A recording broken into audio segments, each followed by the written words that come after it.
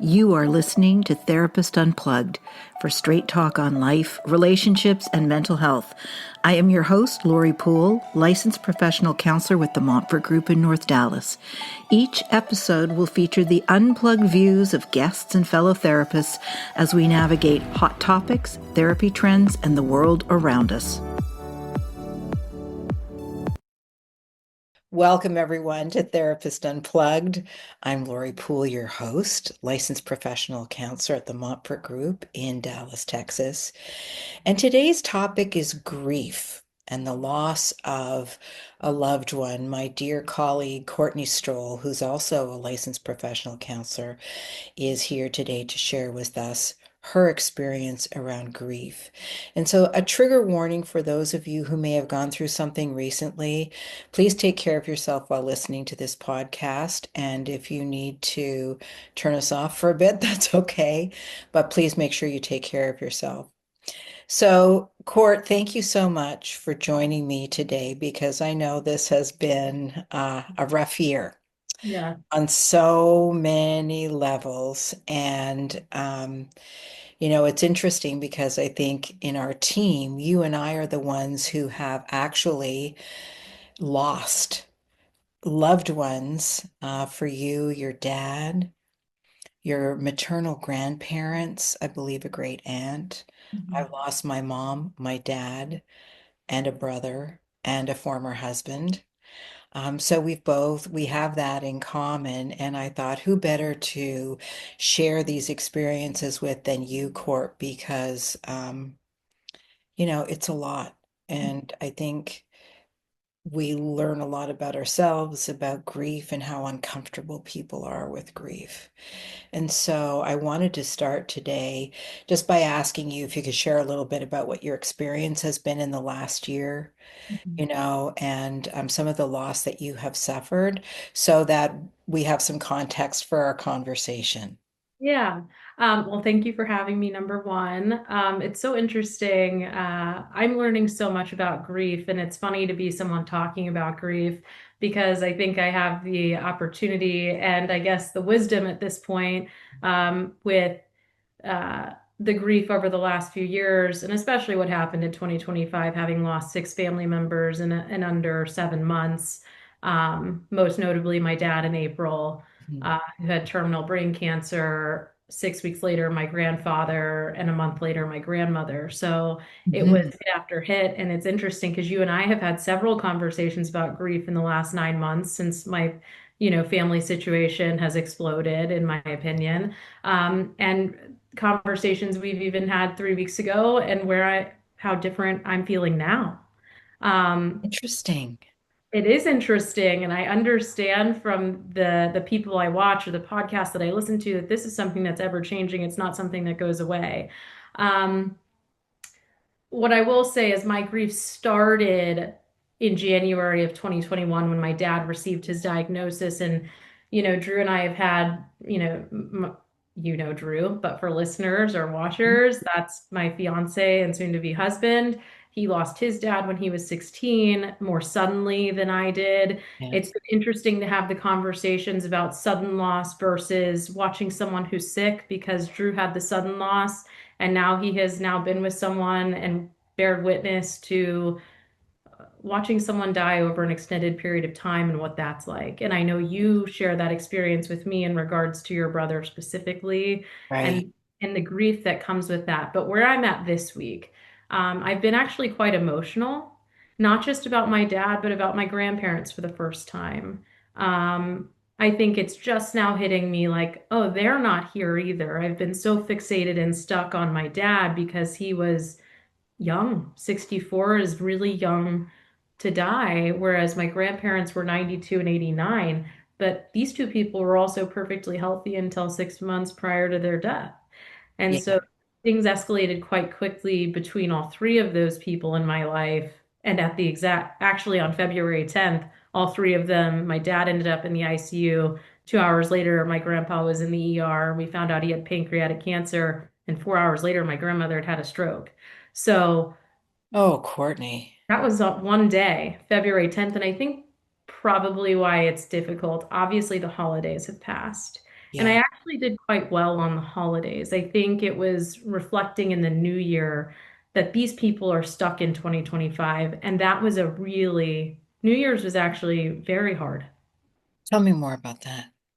Um, I kind of just, my dad's not going with me. My grandparents aren't going with me.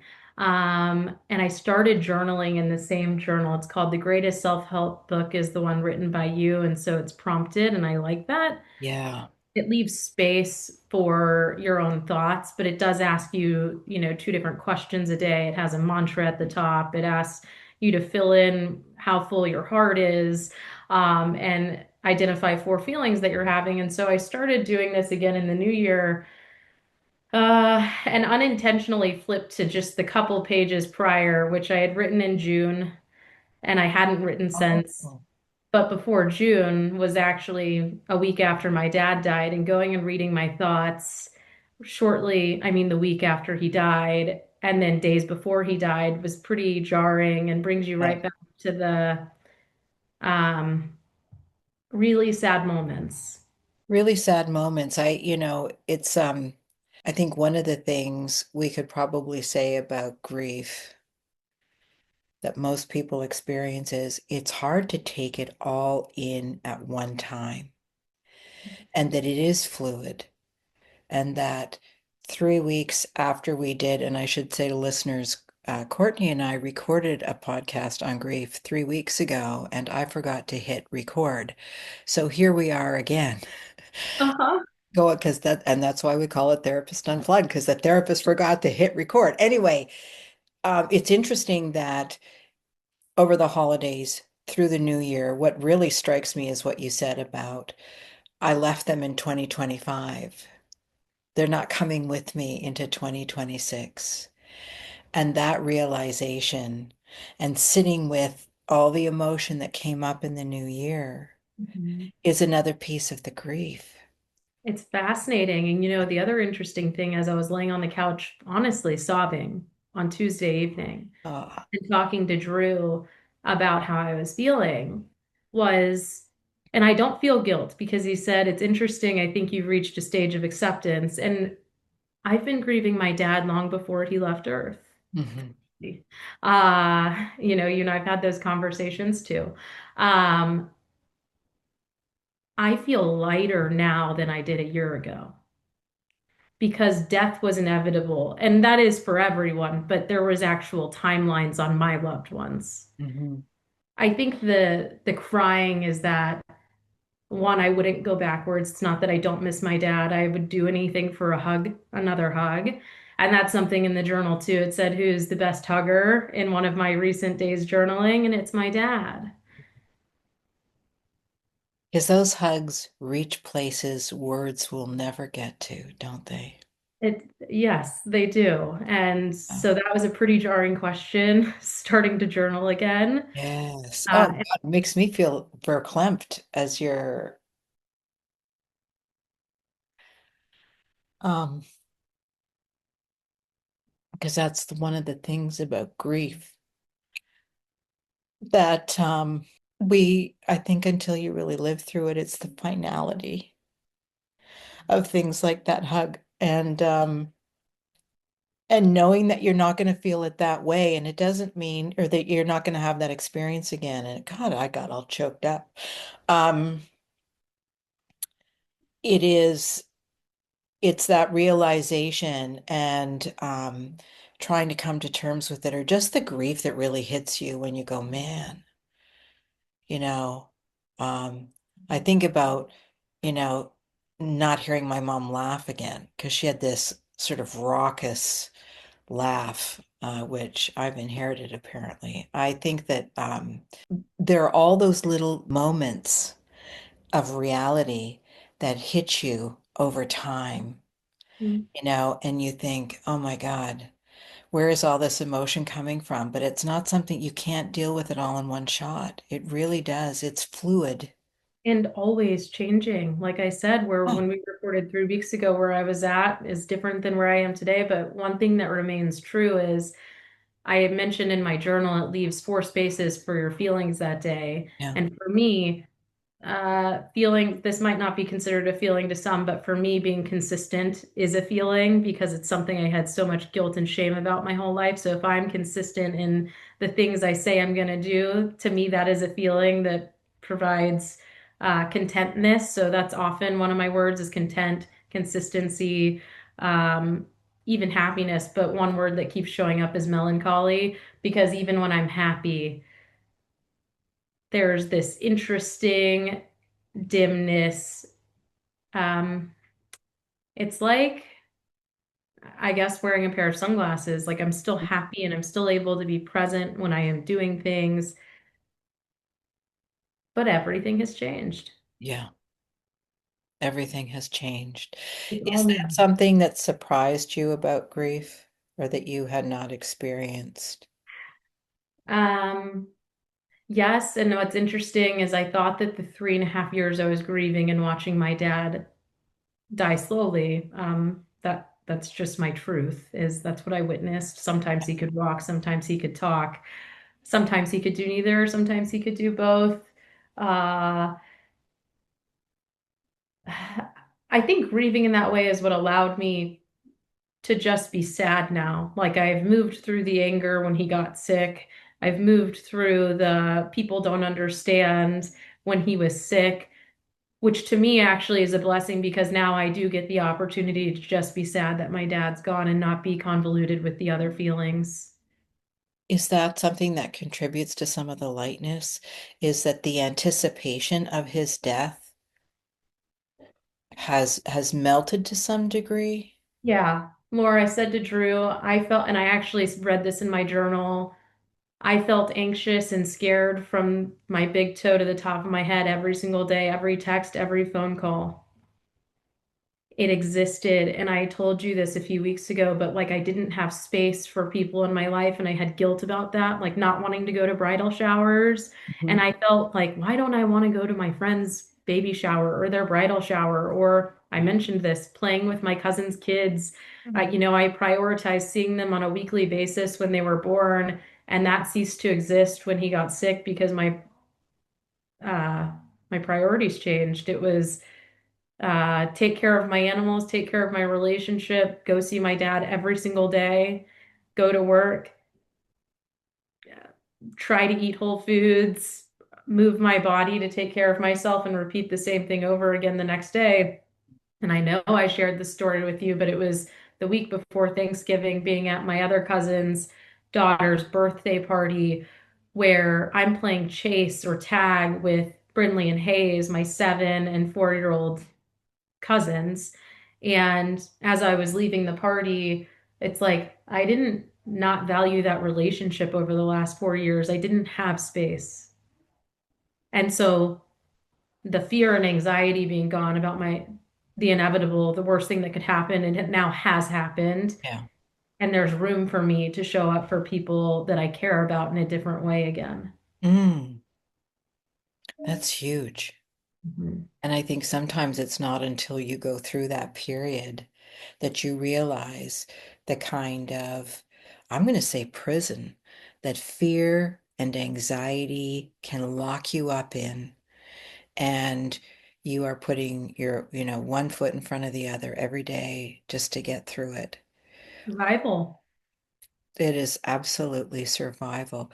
Court, I'm really curious about in the conversations that you and Drew had about the differences in experiences between the sudden loss of a dad and watching a dad go through a terminal illness. Oh, this one's hard. Drew said I've not experienced both personally. And to use Drew's words, what he's reported to me is I think I'd rather have it the way my situation went because my dad's health and illness, through no fault of his own, impacted every facet of our lives. Mhm. From the day we found out he had a brain tumor on January 19th, 2021, until the day he died on April 1st, 2025, it changed everything. Yeah. And I know I had mentioned it to you during our last conversation, but something I ponder about is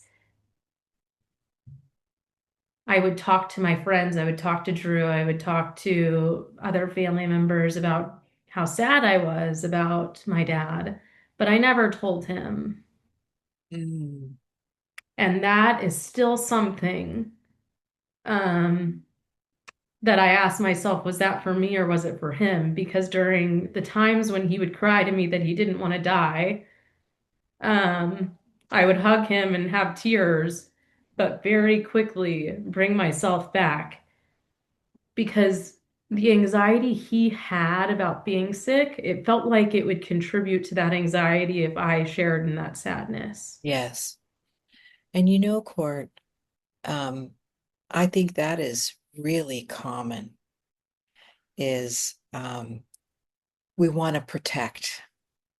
And so there's protection of your dad and protection for yourself. And so it was for both of you Mhm. that perhaps the conversation was avoided. Of You know, course. I don't remember ever in, the 7 years that my brother had ALS, having a conversation with him about how he felt about a terminal disease that would leave him only able to blink his eyes when he died. But I think one of the differences for me in my experience was that even though he couldn't respond to me, we had a very deep conversation um, because I went in to say goodbye to him. And it was I said to him something about we will always be connected and it'll just be different, but we will always be connected and I know you're going to be okay. And just the look in his eyes said so much. But the opportunity to have that conversation shifted so much. And same with my mom, who, as I shared with you, had medical assistance in dying in Canada. It's legal. And she made the decision that she did not want to continue living under the condition she was in. And um, it afforded the opportunity for us to have the most intimate conversations that gave both of us so much peace. I Yeah. can't even describe. And so her loss, the loss of her, um, those conversations meant I had no regrets. Yeah. And when someone dies suddenly, you don't have a chance to have those conversations. Yeah. It's I can't imagine not having that opportunity because, like you, I also got to have those conversations with my dad, who also could only blink in the end. And it was interesting because his body wasn't working properly at that point. And as I'm having a conversation, one tear rolled down his face. Mm-hmm. Yeah, yeah, Um, and that's one of the harder things is the cognitive awareness that I know that existed for him, yeah, that nothing can work. And talk about jail. yeah, Like, if absolutely. I think I was in jail emotionally, I can't imagine what it would be like to be able to do nothing but understand everything. Exactly. Yeah. Same with your brother. Yeah, exactly. To be in that vulnerable state, that is where your body becomes a prison. Yeah. Absolutely. Um, so, so grateful for those conversations. But I think the word I used to Drew in regards to witnessing that type of illness and being scared, the word that came to mind was torture. Hmm. It felt like torture to watch that. Yeah. And what's crazy is I wouldn't go back to who I was before my dad got sick because of what I've gotten to learn from it, the gratitude I have for life, my perspective on what matters and what doesn't, how I choose to spend my spare time, who I choose to spend it with, because it gave me the perspective that time is precious in a way that I did not know before. this reminds me a bit of Anderson Cooper.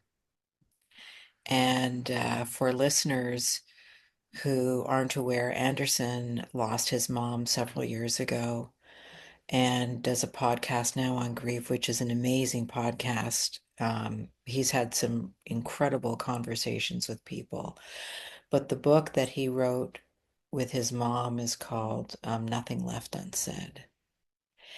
And if in my experience of grief, and I think that's also what you're alluding to, is that um, you realize how precious time is, that life changes on a dime.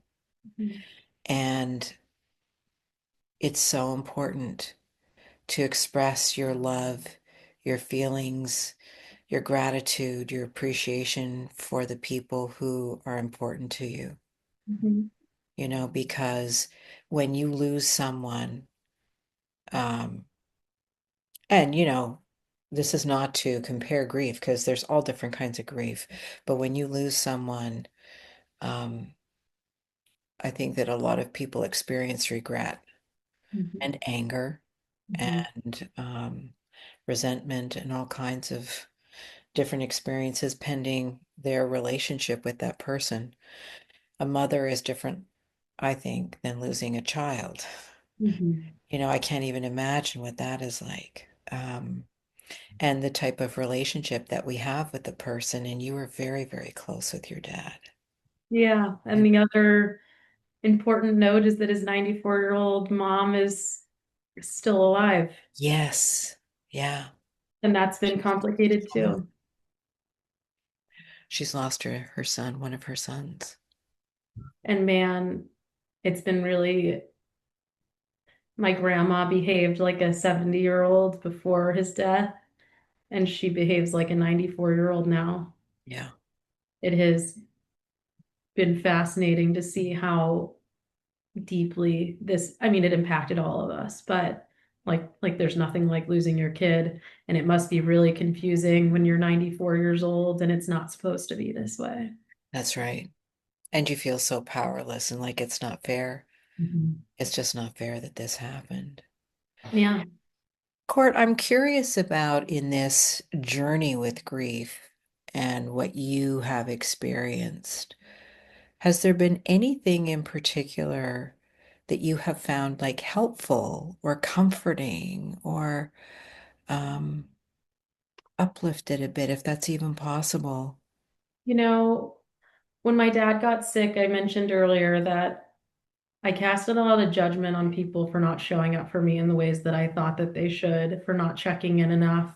Hmm. Um, that was my anger stage. And I think part of what I learned was I have to learn how to meet my own needs. And that's not just with the people who I didn't think were checking in enough. It was the ways that my parents, they did the best they could, but little me needed other things and more. And so I went and learned how to take care of me in that way and heal from those things. So I didn't have to live resentful, Hmm. frustrated, or looking in the wrong places for it the rest of my life. So I think learning how to care for me appropriately, not just emotionally, physically, mentally. 27-year-old me, one would be really proud of who I am now, but it's pretty unrecognizable, in my opinion. I had never lived life without ruminating thoughts. I'd never sat on a couch without noise. Mm. I can sit in peace now. Um, I don't know. It's just so interesting to watch someone you love not be able to do things, jolting me to do everything and stop making excuses. Something I live by is discipline happens when you stop negotiating with your feelings. And Mm. I always leave room for both. It's not that I'm not allowed to have a shitty day. It's not that I'm not allowed to be devastated. But the day before my dad, the day before my dad's funeral, so the day he died, the day after he died, I still walked 4 miles because I understood not walking isn't going to make me feel better. Hmm. Uh, and that has protected me. And it's my guardrails, my routine, my consistency. it keeps me from going to an even darker place. It sounds as though the discipline and the structure that you introduced into your life during a period where you had no control over what was happening to your dad Mhm. really gave you an opportunity to be grounded, met parts of yourself in a way that you hadn't met before.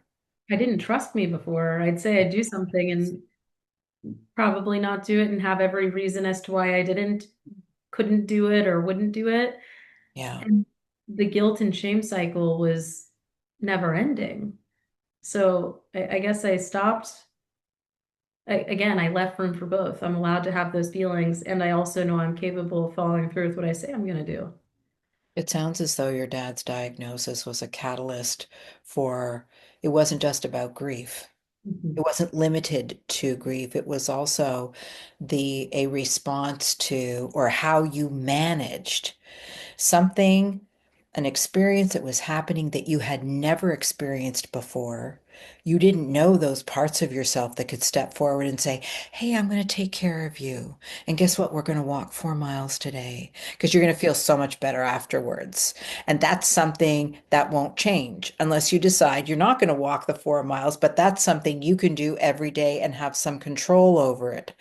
So, but at the same time, doing a deep dive into, your own emotional health and well-being that allowed you to explore and heal from things and experiences you had before your dad's diagnosis.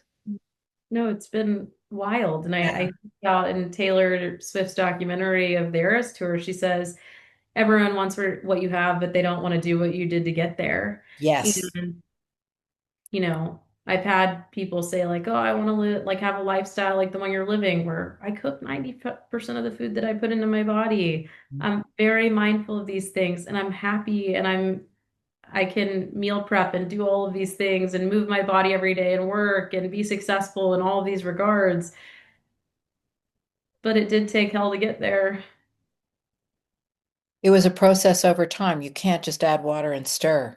It is absolutely, um, and it is an opportunity that was presented to you that you grabbed out of necessity because this was the only way to survive a period or to manage a period where as you mentioned, every single day you brought your dad Starbucks.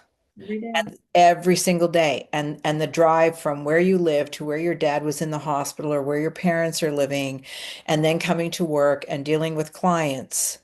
And then the drive home, which is, it's a bit of a hike, and all of that. There was hey, I have to manage this. I have to find a way to manage this. Yeah.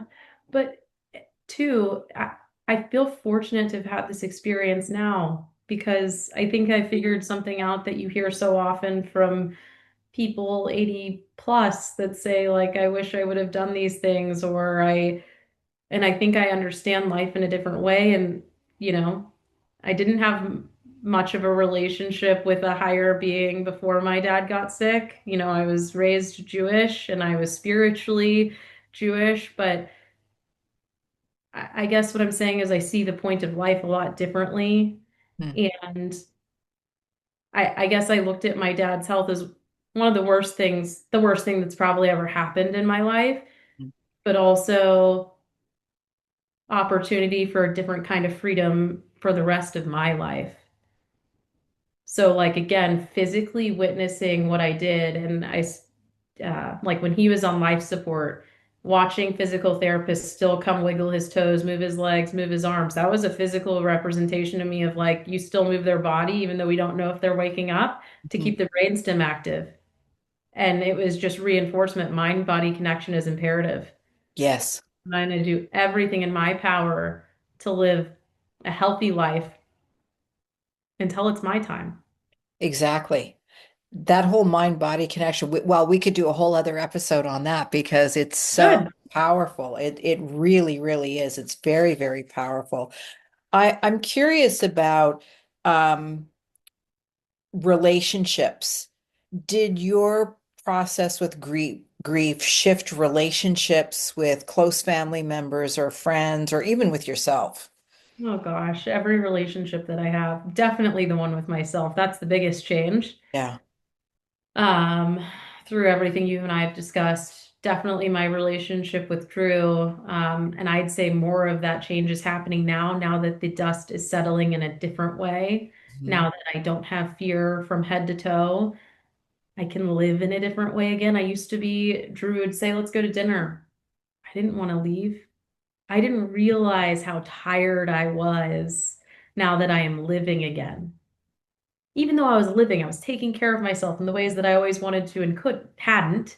Uh-huh. Say couldn't, I could have, didn't up until the last few years. So the dust is settling with Drew, and I'm like, holy crap, we have been through so much tribulation together. Of course, it impacted our relationship. Of course, it was hard. He's triggered because his dad died. I sit here and I'm like, I don't know how I would do what he did, watch a partner go through what I did. He'd find me on the closet floor crying for hours multiple times over the last few years. Mhm. How is he supposed to show up for me in the way? And that would make me angry sometimes too. And I'm only able to reflect on it this way now because my hurt was bigger during that time. There wasn't a whole lot of space for me to understand what was happening for him. Yes. Um, that's outside of the relationship with self. That is the biggest uh, relationship shift is with Drew. And then my mom and brother.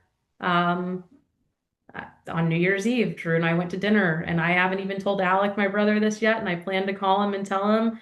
But I am so proud that he's my brother because he's not just a good brother, son, he's the best husband and dad of most 30 something year olds I've ever met. The day we found out my dad got sick, Alec drove down from Austin with his now wife.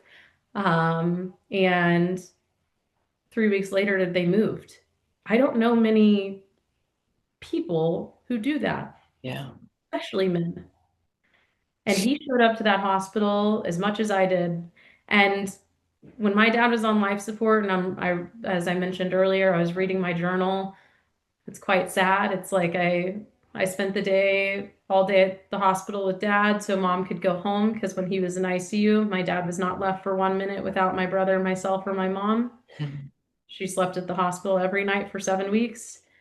But we, like that day, I went the whole day so that she could go home and shower. And my journal reads, I went to be with dad today so that mom could go home and shower.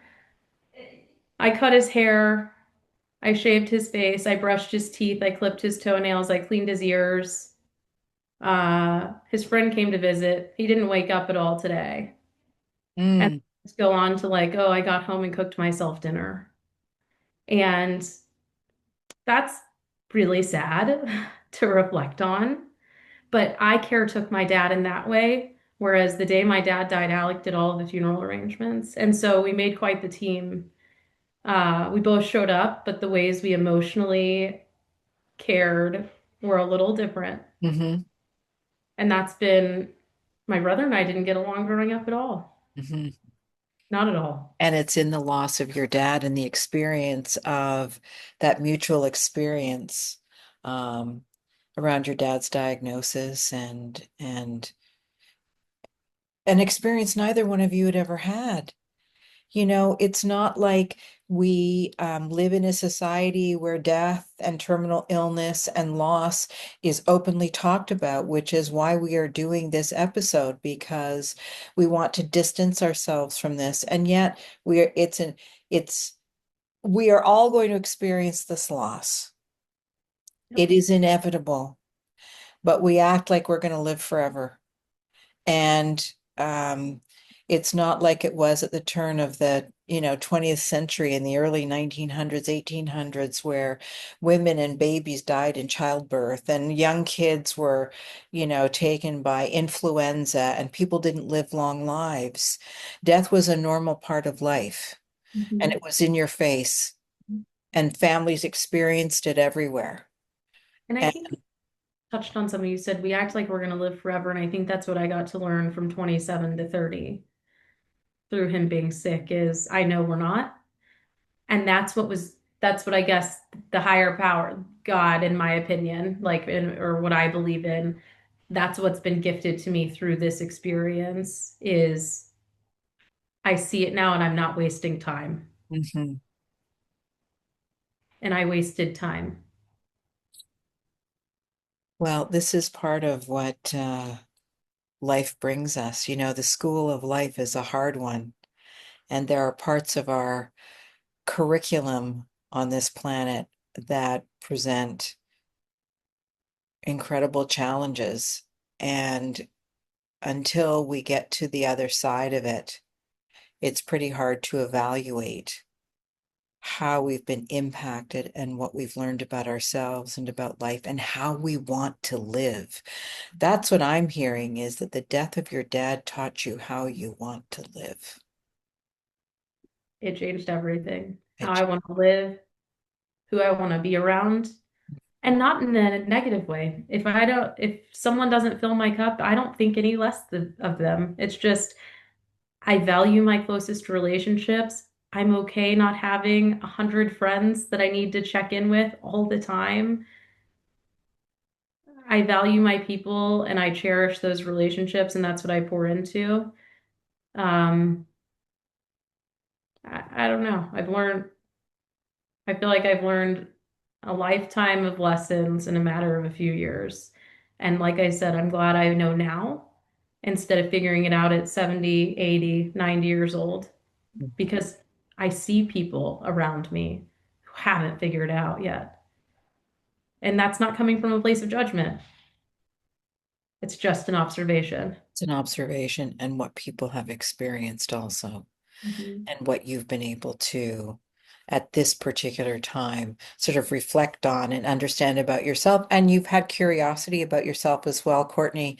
You know, you've done the work, what we call in therapy, doing the work, which is that taking the elevator a few floors down and asking some really tough questions of yourself and just sitting with that. And the answers don't always come. You need time. Time is a huge factor in dealing with grief, a Mhm. huge time, a Mhm. huge factor, excuse me. And I think that that's that's something. If there's one sort of final thought, something you want to share or you would like people to know about grief, what would you say? Well, I think I'm going to be learning about it for the rest of my life because I you hear this all the time, but I'm happy 1 minute. Like I can be joking with Drew in the kitchen and then sit down and be bawling, crying a minute later out of nowhere. And I don't judge myself for that. It's just, again, information. And where I was 3 weeks ago during our conversation is different than today, and I presume it will be that way forever. Losing someone like your dad, a sibling, your child, they're different. But what is offered through the experience, I think so much of it is about what are we willing to do? We can't control the outcomes, but how do we choose to live? And I think I chose to honor him and myself through what I've decided to do differently than I did before he was sick. Wow. And you'd asked me a question before we started, was there any humor in any of this? And something Yes. that's popped into my mind, and this might be pretty morbid, but my brother, my mom, and myself were with my dad uh, when he died and holding him during that time, which is actually quite beautiful. Most people don't get that It is. opportunity. It is. But we sat with his body for the hours it took until the synagogue came to retrieve him. Hmm. And I pulled down the sheet and looked at his corpse and I said, "You better send signs," as they were taking him out. So there's some humor. And my mom and brother were just like, WTF court.